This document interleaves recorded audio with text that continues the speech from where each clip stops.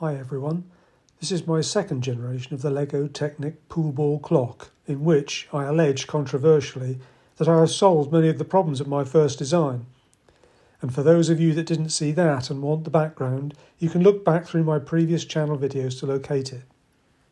In summary, the big idea for this design was to create a Lego clock that was powered by pool balls.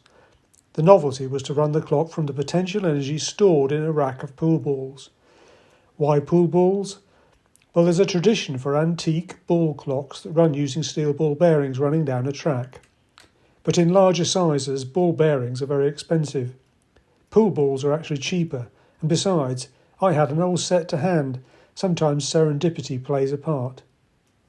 The final killer point, as I explained in my earlier video, was that pool balls happen to fit very well into the Lego grid and allow for simple solutions to ball ramps, as you can already see. So let's take a quick look at my first design so you can be reminded of the starting point. So the energy of the balls was harvested by allowing them to pass around one half of a Ferris wheel, designed using Lego turntable parts fitted with ball blockers to space the balls out. It happened that 15 pool balls fitted around the circumference of the resulting Ferris wheel, which coincidentally happens to be a full set of colours. The rotation of the Ferris wheel was captured by a driven gear running around the inside teeth of the turntable, and this was then geared up using 4 stages of 5-to-1 gearing before being released by a 3-pronged escapement wheel.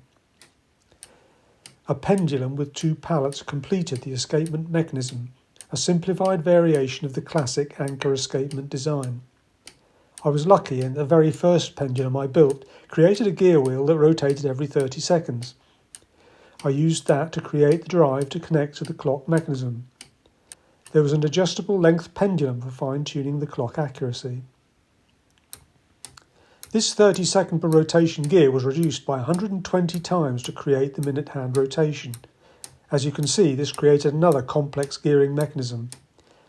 This first design worked very reliably, but sadly, a full rack of pool balls was consumed in only 4 hours, making it a good demonstration of principle, but not a very useful timepiece.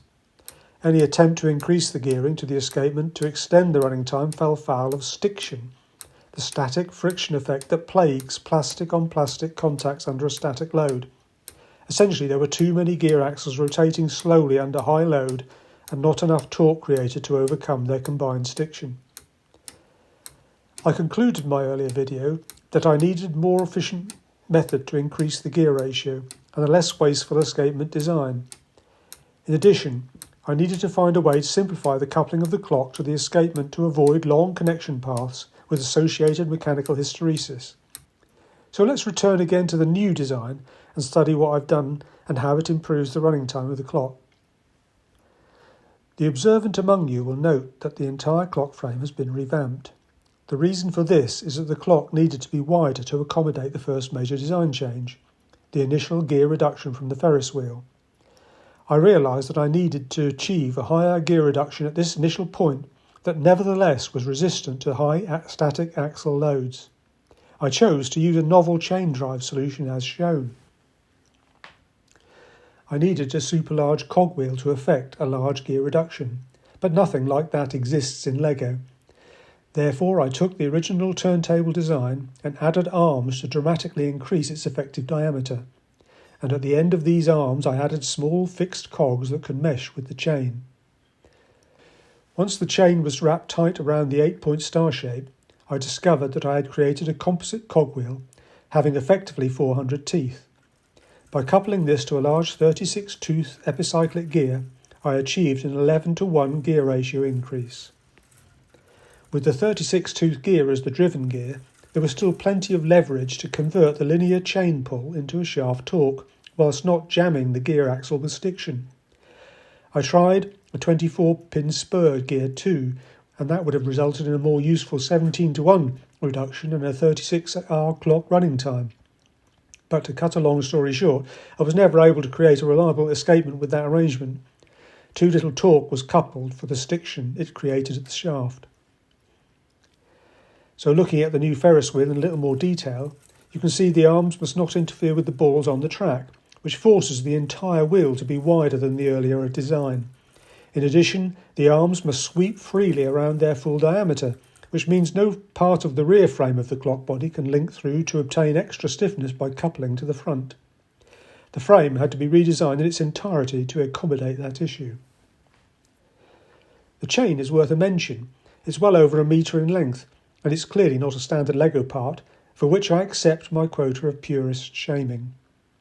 Whilst it would have been feasible to have made the design with Lego chain parts, it would have cost me more than £100 for that dubious pleasure, thanks to UK Lego pricing. I found this particular chain, sold by an educational company in the UK, that was claimed to be Lego compatible, and it cost around £5 per metre, and so trying it was a no-brainer. That price difference buys me a lot of wine with which to drown my purist sorrows. The interesting aspect that wasn't mentioned is that the chain links match only with every second tooth on the Lego cogs. So the claimed Lego compatibility has its limitations. It means that the chain doesn't work well with very small gears like the 8th tooth spur gear, as there are too few contact points to transmit any load. Another difference is that the chain is wider than the Lego version. Surprisingly, perhaps, this is a major advantage in that it makes the alignment of the chain and gears over distances very much easier. It also allows the chain to operate with the epicyclic gears, unlike the Lego original. The chain is adjusted for length by opening the links with a snipe nose plier and adding or removing links appropriately. The chain has almost no stretch under tension.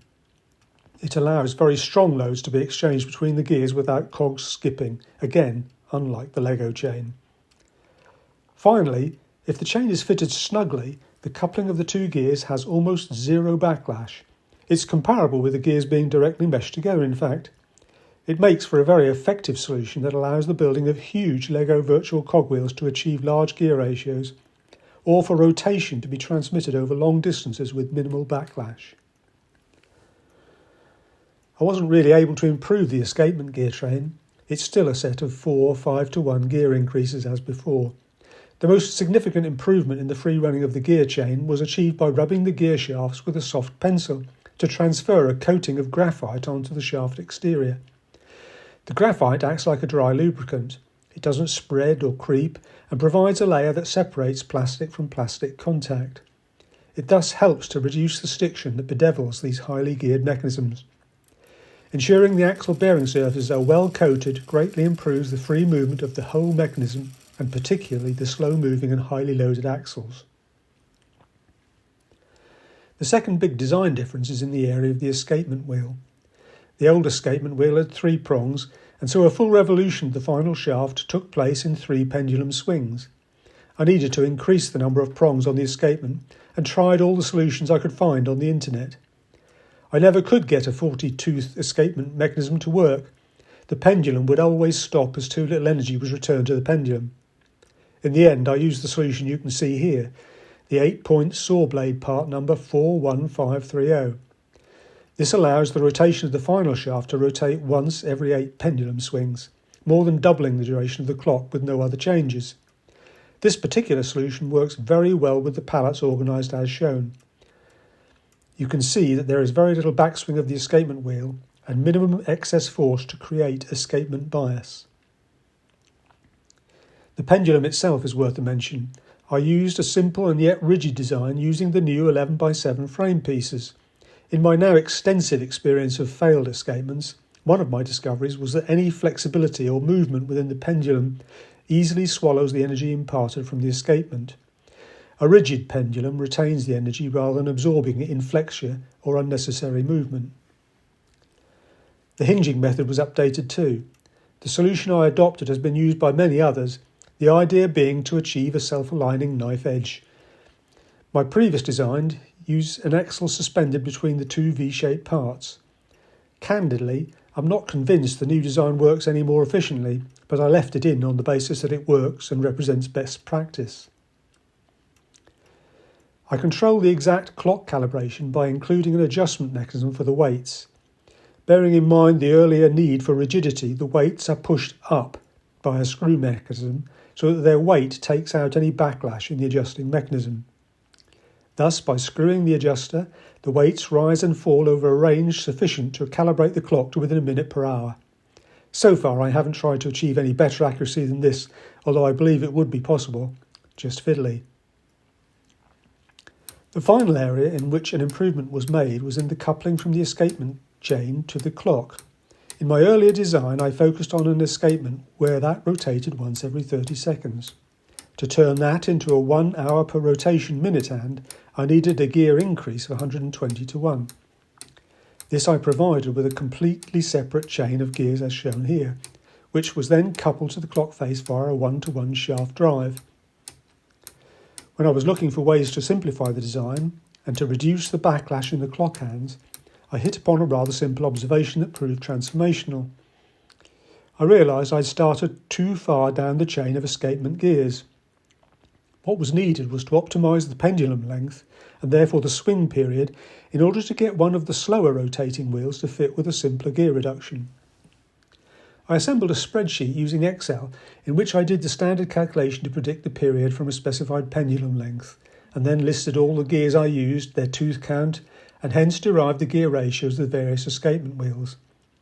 Feeding the pendulum period back through these ratios, I was able to predict the rotation speed for any pendulum length. With this tool, I was then able to solve the problem of what is a correct pendulum length to force a particular rotation period for any wheel by using the goal-seek function in Excel. I saw that my initial design, one wheel rotated every 24 minutes. If that was 20 minutes instead, I would have a single gear reduction of 3-to-1 to couple from the escapement to the minute hand. I asked Excel to goal-seek for 20 minutes by varying the pendulum length, and it arrived at the solution you see here. The pendulum length was shorter than I had originally envisaged at 0.36 metres between the hinge and the centre of mass. I was about to couple the second shaft of the clock with that 3-to-1 reduction when I realised the ideal solution was even neater than that. The earlier gear rotated 5 times slower, and thus a 3/5 single gear reduction of that achieved the same ends. 3/5 is a 24-tooth spur gear coupled to the 40-tooth spur gear. So I managed to replace all the previous clumsy and complex 120-to-1 gear train with a single extra gear coupled off the slowest moving gear in the escapement. Boy, did that make me feel stupid for not doing it the first time round. As you can see, I also took advantage of the new chain to couple over distance to the clock. Remember the comment earlier about having zero backlash? Here's where it paid off big time. The hands of the clock are tightly coupled to the escapement, and the only backlash is that inherent in the gear teeth. So just quickly, if I move the pendulum so that we now allow an accelerated time for a moment, you can see the hands of the clock are running smoothly and freely, no jerking or irregular movement to signal backlash or shaft wind-up in the coupling. Okay, that's it for my demonstration of the Lego Pool Clock 2. I believe I attacked the main weaknesses of the earlier design and have now increased the runtime to 18 hours from the earlier 4. I really need to double that again to make the clock a practical timepiece. The will to live reflex, though, is beginning to kick in, and whenever I have the appetite, or ironically the time for a version 3, will depend on whether COVID restrictions keep me hemmed in and bored enough. If I do get it to 36 hours, I'll post again any final tweaks. Thank you for your patience. I hope the video helps any other clock builders.